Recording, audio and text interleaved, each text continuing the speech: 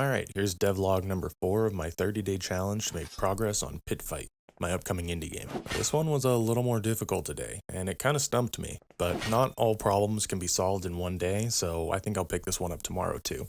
My goal here was to get Blood Splatter working in multiplayer. I got it working fine in single player, and that was pretty easy. It was just spawning a Niagara system whenever you hit another character, but making a multiplayer game, that was not the end of my journey, because this was not working in multiplayer.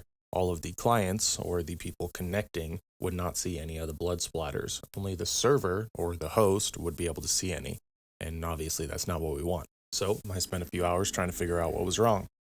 First, I did a simple replication system with spawning it on the server, and then calling a multicast, which will spawn it to all the clients.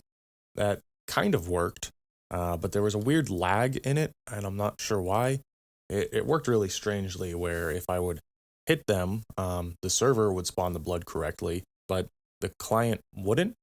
But if I hit the client a second time, then it would spawn the blood splatter in the first location, and that was really strange. So, the steps that I took to try to solve this was first taking a look at the Niagara system.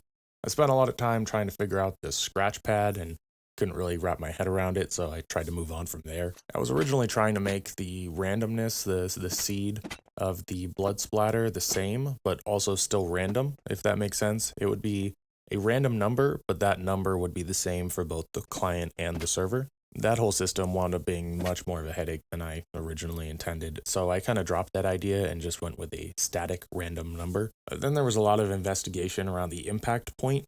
So the number saved, or the location saved where the blood should splatter. And I got really confused because I was calling certain events on our characters where the impact point would be saved, and they were coming up as 0 a lot of the time, and I wasn't sure why. Eventually I figured out that it was actually being called on the wrong character. So most of the logic that's happening here is from the instigator, or the attacker, and then the attacker would spawn the blood for the victim, if that makes sense, where they hit them. But when I was trying to do it, I was actually trying to make the victim spawn its own blood, because I thought that made more sense at the time, but it didn't know where it was hit, because that information was actually on the attacker. It was really confusing. In the end, I have something that I'm semi-satisfied with. It still does that weird replication issue where the blood splatters for the client slightly differently, or at the wrong time, but it's looking better, so I'm going to continue to investigate this one, and we'll try again tomorrow. Alright, thanks nerds. Follow for more.